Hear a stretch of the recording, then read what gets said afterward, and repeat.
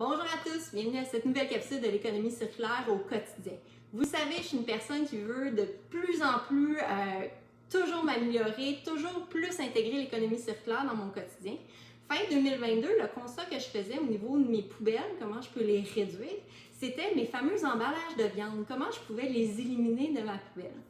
Eh bien qu'il y ait une certaine stratégie de recyclage du styromousse, on pourrait les laver, il y a certains éco-centres qui les prennent. Ça demande un certain entreposage de mon côté avec la viande crue. J'étais plus ou moins à l'aise.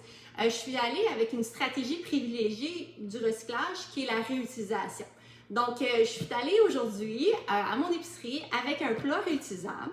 J'allais voir le boucher, je lui ai demandé de me préparer une certaine quantité de viande. Donc oui, j'essaie de manger de plus en plus végétarien, mais je mange aussi de la viande. Il a dit pas de problème, il m'a mis ça dans mon conteneur réutilisable, ici ma viande.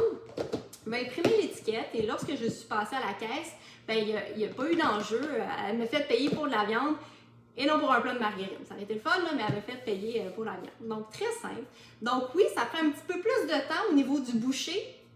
Donc, ça a pris peut-être 2-3 minutes le temps qu'il prépare la viande, mais c'est vraiment pas nécessairement significatif là, quand je fais mon épicerie aussi. Et vous voyez, je me suis trompée dans ma quantité, j'en ai commandé peut-être 2 fois plus que désiré, mais c'est correct parce que je vais en congeler l'autre moitié, puis ça va m'éviter justement 2-3 minutes la prochaine fois avec le boucher pour commander de la viande.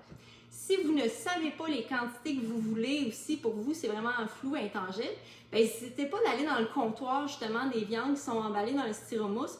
Regardez un format dans le fond que vous achèteriez, notez la quantité en grammes et allez voir votre boucher et dire j'aimerais tant de grammes de telle viande tout simplement. Les sacs réutilisables à l'épicerie, c'était vraiment une habitude qui n'était pas présente chez les Québécois.